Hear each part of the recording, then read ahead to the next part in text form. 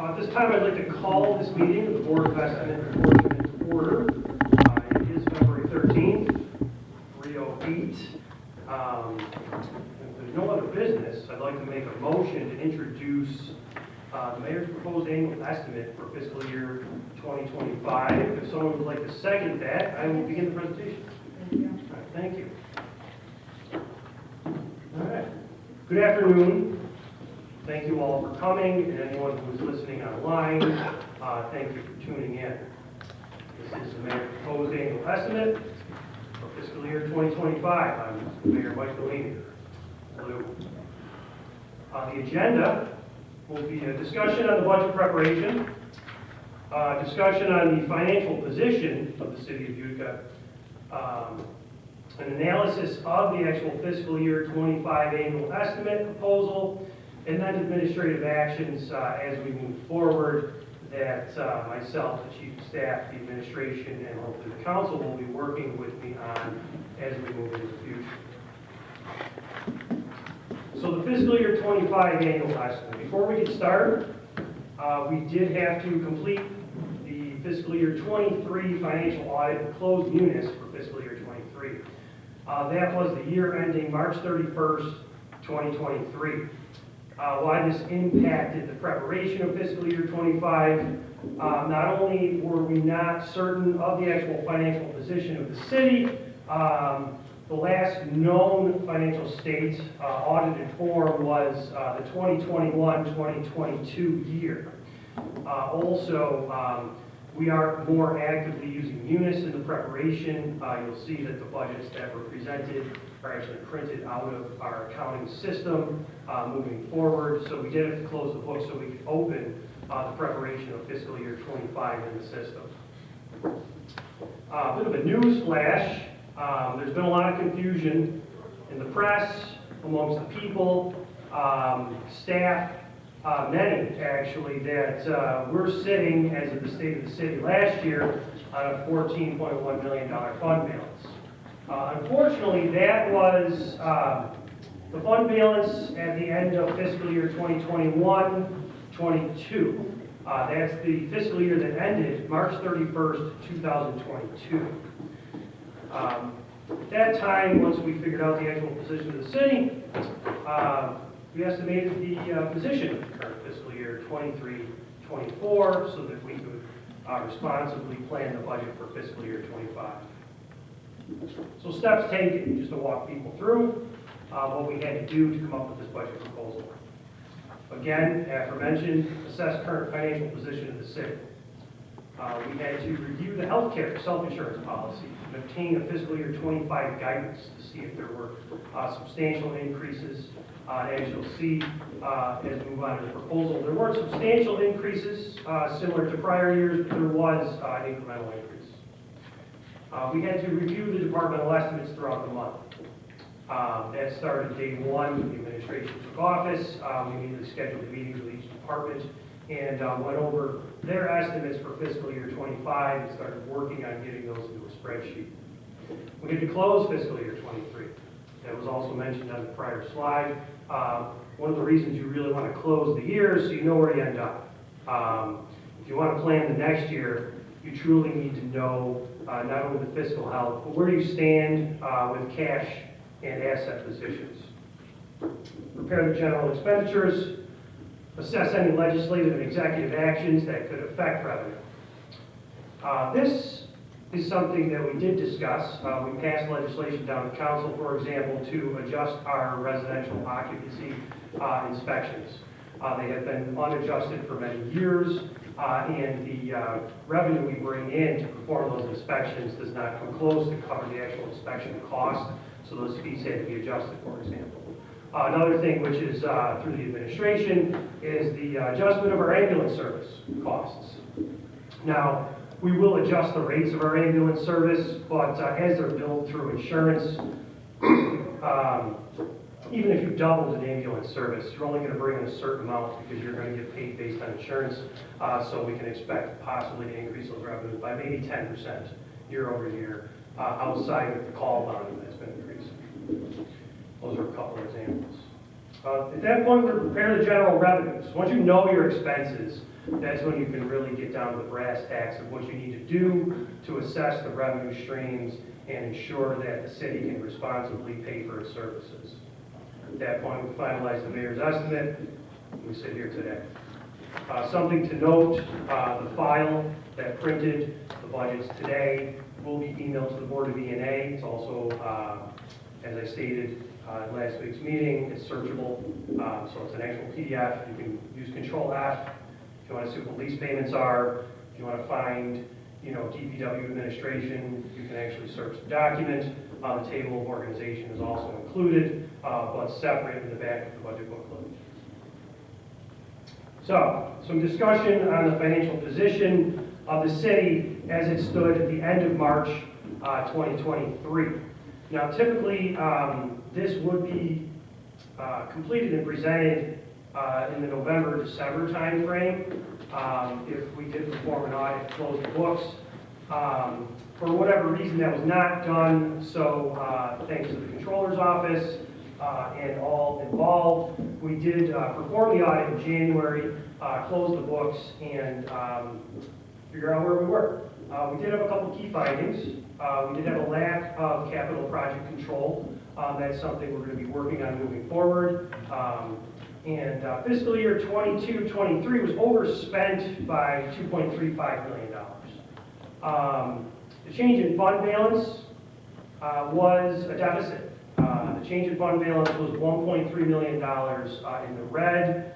So the end of year fund balance ended up, as of March 31st, 2023, $12.8 million total. As you can see, in preparing to move on to fiscal year 25, I've performed some analysis on the surplus deficit control we've had over the years. I'll also get to the actual fund balance itself. But what you see is that peak there, the $3 million surplus, that was at the end of March 31st, 2022. That is the peak. That was the $14.1 million fund balance. You see a year later, we had a deficit of $1.3 million. That's March 31st. And based on the current estimates in the fourth quarter of the current fiscal year, 2024, we're estimating that this year may end in almost a $1.9 million deficit. So what does this mean for our fund balance? As you can see from 2012 all through 2022, our fund balance did grow at a very good rate. And it allowed us to obtain a great bond rating, allowed the state controller to rate us with a very high fiscal score, which was very good for the city. Unfortunately, due to certain economic situations and indicators that I will outline, you see the fund balance peaked, 22, $14.1 million, but at this point, something else to note is we didn't have restricted fund balance for quite some time. You see in 2020, there's that little orange blip of $500,000. That was our first restricted reserve fund.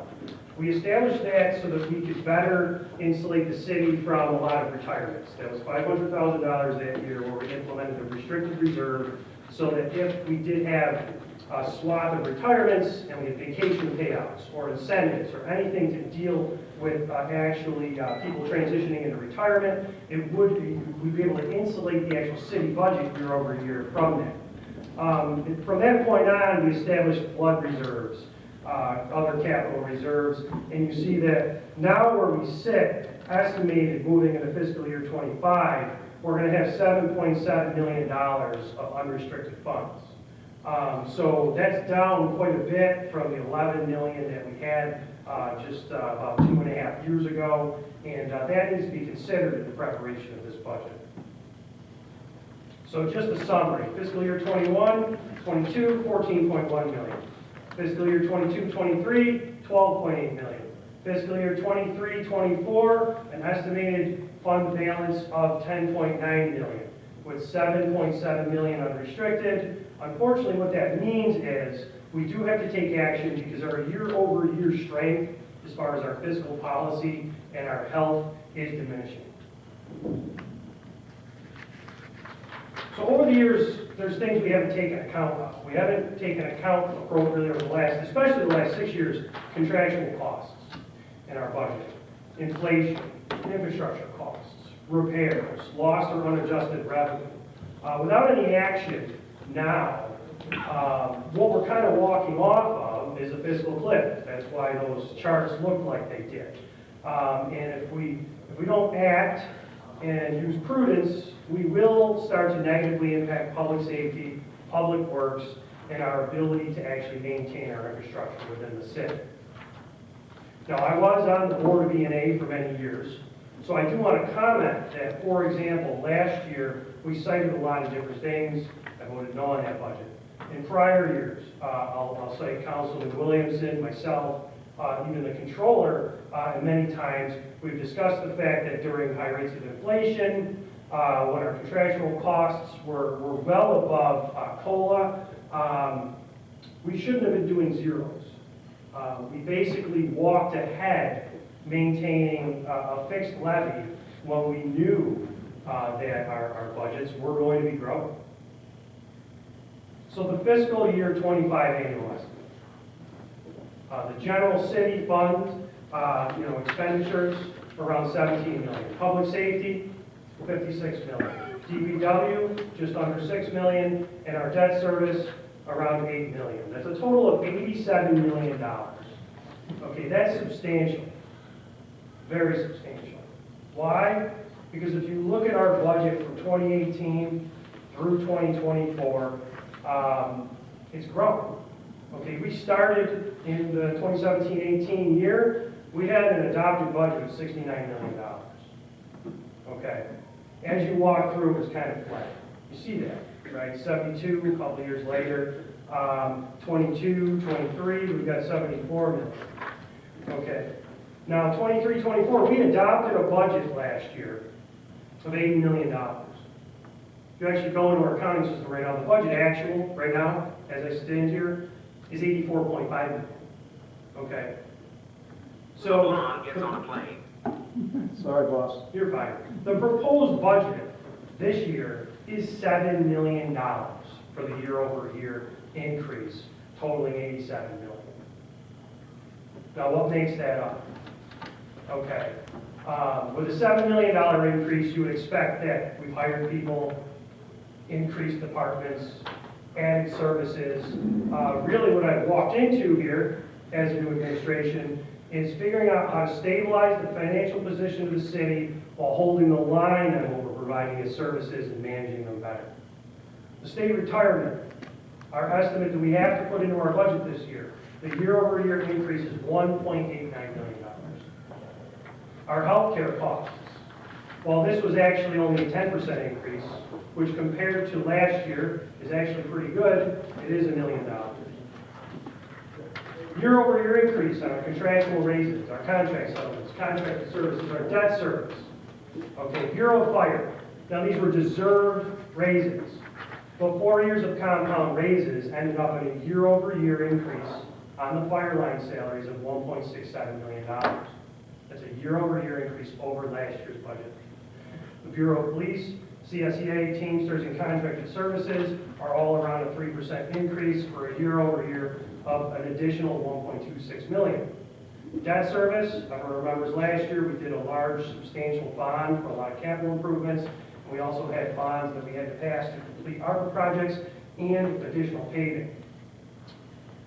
Debt service, year-over-year, another $1.2 million.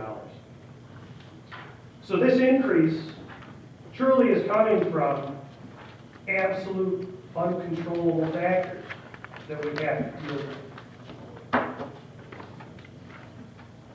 So fiscal year 25 annual estimate, I do want to talk about last year's budget. Because why would you have an $80 million budget when you know a lot of these costs were coming, a lot of things should have been budgeted for, which makes it look like, hey, we're just hitting the road here, and a year later it's up $7 million. That's not the case. We did not account for a contract settlement, a large contract settlement. Now again, the people who actually protect and serve us in the Bureau of Fire absolutely deserve the raises they received, but that contract settlement wasn't accounted for in the budget. So now it's hitting this budget to the tune of $1.67 million, but it also, halfway through the fiscal year, hit last year's budget, which is why we're projecting part of the deficit that we're projecting. We utilized the SAFER grant in full to balance the budget. If you go into last year's budget, you'll see a $2.1 million draw into our revenues from the SAFER grant. What you'll go and see in this year's budget is something to the tune of $700,000, the appropriate amount to bring into the actual budget year. Now, this has been since corrected, but it's left a large revenue gap in the current year again. That's going to hopefully not have a huge impact, but unfortunately it's going to play into the fact that we may have a large deficit in this year. The budget that was passed April 1st last year. In last year's budget, we utilized over $2 million in CIT funds. Now, every time we do that, those accounts do build interest, and they can be built back up. But every time we take money from CIT, the next following year, you can only consume half of it. The trust was built like that for a reason, so that the funds would not be completely deprecated. But we did use $2 million to do that. So the reality is fiscal year 23-24, and I did cite this publicly last year as council president, could have been a 15% tax increase. It could have been. Now that budget is also projected to end in a deficit this March. Okay. So the prior year's budget was completely underfunded at $80 million, but balanced on paper. So the fiscal year 25 annual estimate, every year we have major funding sources. We have property tax, which was unadjusted for 6 years, zero account for inflation. We have sales tax. Now sales tax has been our savior kind. And this is in part where I think over the last couple of years things have gone sideways. Everyone expected sales tax to keep exponentially growing, okay, but it's not. Okay, it is ready for a plateau. We're projecting a 5% growth year over year moving into fiscal year 25, but we do believe that's going to taper off now that inflation is slowing, okay, and the economy is also kind of stabilizing where it was at a high inflationary rate coming out of COVID for quite some time. State aim funding, okay. This is our sales tax and our income tax that goes to Albany. It comes back to us as a municipality. That's been unadjusted by the state.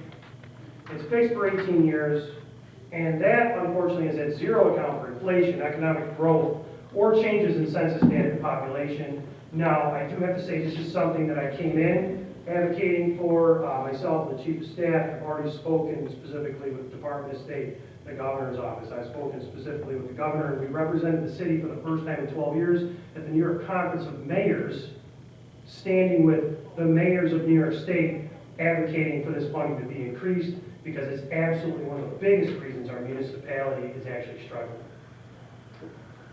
So, tax levy analysis. I talked about a lack of account for inflation. Okay, what you see on this slide is our levy in blue. It's flat. There's 6 bars there. That's 6 years of a flat levy. And what's interesting, see this right here? Last year's 0% tax increase lowered the levy. Okay, the 0% last year actually brought in less revenue, put us in an actual position of losing revenue into the actual budget. Again, one of those reasons why all of a sudden we have this giant increase. Okay, now you talk about the increase for inflation. Now obviously you're not going to tie our levy or our taxes to inflation, because that would be crazy. You want to properly manage the funds. But just as an example, I took the levy in 2018, 2019. Starting from that levy, I took the indexed actual inflation rate each year and ran the levy using the inflation rate. Our inflation-adjusted levy would have been almost $37 million in this proposed budget coming up. That's not what we're setting it at. Okay, so what I'm getting at here is not only did we not bother taking into account any type of inflation, any type of CPI, any type of COLA, we're that far behind the curve. So just as a sales tax analysis, because I did mention the sales tax, it's grown considerably.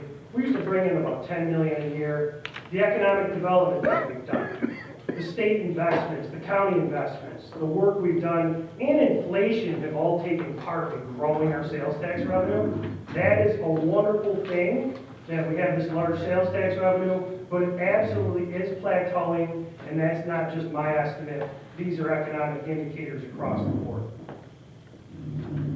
So, moving into this year's budget proposal, there's three scenarios. I'm going to go through each. I'm going to discuss exactly which one I took in preparing this, and then we're going to have a discussion with E&A and most likely, lay the budget on the table for passage next week after some potential modifications. So, funding year-over-year increase, scenario one.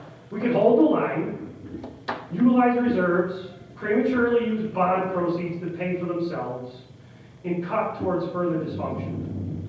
Now, obviously, I'm not going to do this, but this is what we've been doing. 0%, negative tax increase, 0%. A 0% that gives us less levy. This is how we've been managing our finances, even though we can see blatantly everything going up around us. And if you think about the city like a household, the only thing we don't need to buy is groceries.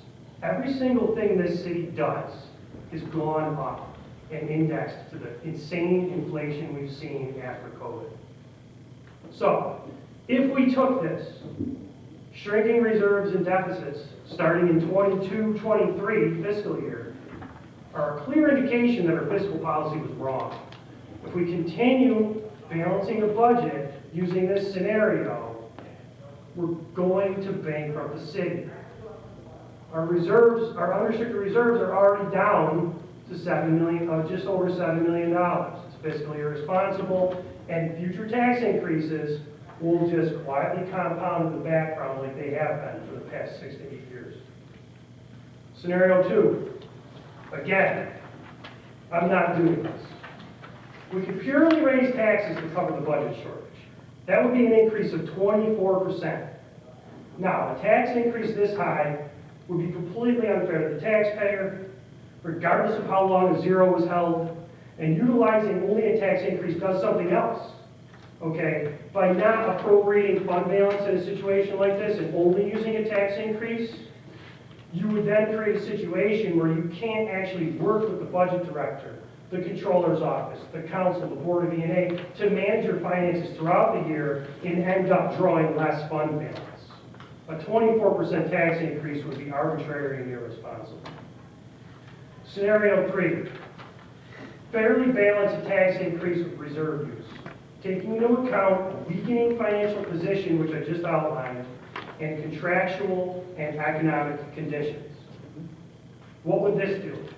This will slow fund balance decline, not stop it, but slow it, staving off a bond rating issue and cash position issues. This would also simultaneously allow the city to continue to support the population and the economic activity while leveling future tax increases and managing our year-over-year expenditures. So my proposal is scenario three. Now, I don't want to say this out loud, but this proposal does come with a 16.5% tax increase. It's significantly less than the inflation adjustment analysis results. It's understandably frustrating. Okay, balanced with that tax increase is $3.2 million of fund balance, CIT, and other reserves. So I'm putting this proposal forth with absolute tact, because that's still an insane amount of reserves to balance a budget with. But if we're going to maintain the fiscal health of the city while reducing an insane hike like 24%, we have to use those reserves. Now, within this proposal, we hold public safety and public works stable. Funding our city services are essential to the health and being of our municipality. Without major changes and additions to labor, we're utilizing new management and restructuring to deliver better services. I said I was going to start there when I campaigned, and that's where I'm starting. I wanted to stand here raising taxes to pay for our paving out of the general revenues. But instead, I'm standing here trying to fix a lack of account for reality. So, what does this mean to the actual residential property owners? The dollar cost to the residential property owners. The proposed tax rate increase is $4.46 per thousand of assessed value. The average residential increase at $55,000 assessment will be $245 for the year, or $20.40 a month. I don't want to raise taxes at all, but we're in a position where we have to put this proposal forward. My personal increase, just so people see it out there, my taxes, personally, my city taxes will be going up $504 for the year. So before we discuss the proposal with the board, I want to state that this administration is committed to sound fiscal policy. I just outlined the fact that we balanced the use of tax levy, reserves, and debt to strengthen the long-term cash and fiscal position of our municipality. Over the next 4 years, I am reestablishing responsible management principles. This means prudent control of capital assets. Case in point, I want to talk about Kennedy Garage right now. What I was greeted with on January 2nd is the fact that we're selling Kennedy Garage to MHS for $1.5 million. I said, okay. Last year, when I was transitioning, I said, what's the plan? They said, oh, don't worry about it. We just have to move signal maintenance. We have to move facilities maintenance. We have to figure out where to park 100 cars. So we sold this garage for $1.5 million, had those issues. I said, what's the plan? They said, don't worry, we'll just build new facilities and park the cars elsewhere. So here's now what we're dealing with. We're selling Kennedy Garage for $1.5 million. We're going to lose that revenue. We're going to lose the parking spaces to the people we rent to on the third floor. I now have estimates of the facilities we need to buy or build to move signal maintenance and facilities. And, lo and behold, we have to move our generator. So to sell that garage for $1.5 million, now granted we would have to maintain the garage, it's going to cost us about $6 million. Over and over and over again, we sell our assets for short-term gains so we can realize some revenue and stick it into a budget, and we end up going completely backwards. I'm having to deal with that now, and I'm standing here just working with the hand we're dealt, okay? We have to stop this practice. That's a revenue stream we're also walking away from. Now, something a little more positive. Maintaining revenue streams that benefit the city as a whole. The parking authority. We've got garages all over the place. We bonded for parking meters like 17 times already. You know, we've got all this we could do. So day one, we said, what are we doing here? We have a new hospital downtown. We have property owners and business owners asking for parking meters around the county building because they want to stop the situation of people jockeying their cars and having a situation where they don't have parking for people to actually come and eat at their restaurants. So we've already taken action on that. We bonded for it last year. We now have the engineering department actually putting forth the plans and deciding how to put the proper metering in our parking lots. After that, we're going to decide how to move forward with the parking meters. We're going to responsibly control parking while creating a revenue stream for the city. We now have a new hospital downtown. We looked at the 90-minute parking. We never even bothered to expand the 90-minute parking to go around the new hospital. So there's a lot of things we just don't do that we should be doing as a municipality. So advocacy in action. This is the last thing I want to talk about before we move on. As I stated, we went to the New York Conference of Mayors. We spoke with the Department of State. We talked to our state and federal representation. We have just spoken to them. All of these types of analytics that I put in this actual budget proposal, from day one we've been talking to them about. And we've been present, we've been in Albany, we've been in their offices. We're asking them here. On day one, the county executive met with us in this building so that we could resolve the situation where we had no purchasing department and no ability to even buy a pen in this building. And now we've passed down legislation to the council, and there's legislation introduced at the county so we can implement a shared services agreement for our purchasing department. In the governor's office, in the last month and couple of weeks, We have not only spoken to, but met with the governor personally to actually address not only our youth violence issue, our AIM funding issues, our infrastructure issues, and how we want to move this city forward and continue the economic growth and fiscal stability that we've come to know. So with that, I'd like to thank every single person who helped in preparing this budget. As you know, we've interviewed many budget directors, but we will be bringing one in March.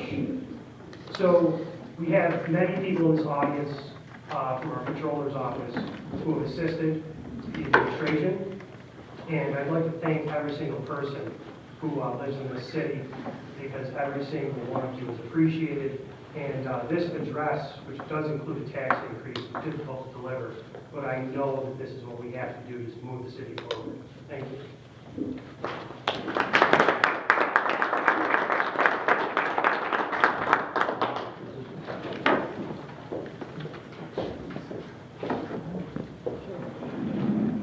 Thank you. All right, so this is introduced. We obviously don't have to vote on it, but what I do want to mention is there's one thing we were working on prior to the final proposal going together, and that's our appropriation of capital. We did bond for Kennedy Garage repairs. Okay. Those repairs were bonded for to the tune of $2 million. There was a question whether or not we could use those monies to pay our debt, okay, our yearly debt service. It looks like, and we need full confirmation on this, and I think we have it from bond counsel at this point, that we could use those funds to make more than our typical payment against the entire bond. Okay, so not just specifically because it was one package. Now, that doesn't come with just a freebie, right? If we do that this year, we still have to service that debt next year. And with the situation of Kennedy Garage, we may have to use that debt service to truly pay itself off, because we may actually have to borrow to build new facilities. So I've appropriated a small amount of that fund balance to offset to the tune of $250 in my proposal. But it's possible that if using more of that would offset the known debt service for next year, maybe that's something we should consider possibly amending, but I wanted to bring that to the board to thought. Okay? Any questions? $250? $250,000. You said 250 is that good? Yeah, $250,000, sorry. No problem. Actually, I bought it. No, but does the board have any questions? Because we do have no other business. What we would like to do, we have to pass this budget by February 20th to the common council. So we will have to have a meeting next week, which we don't have to set now, but it is due by the 20th. So, do you have any questions at this time? Okay, I'm prepared to move it forward to the council. yeah, I don't want to. I want everyone to be able to look at it. The table of organization and the budget proposal, the city clerk and deputy clerk have an electronic format, and they will distribute those to the board of DNA and anyone else who wants it, actually, so that you may look at the budget. It is searchable, like I said, so you could go through it and look at the proposal in detail. Okay? Any other business? Second. Thank you very much. You know, Mayor, we could save like $32 million if we used the fund. We could.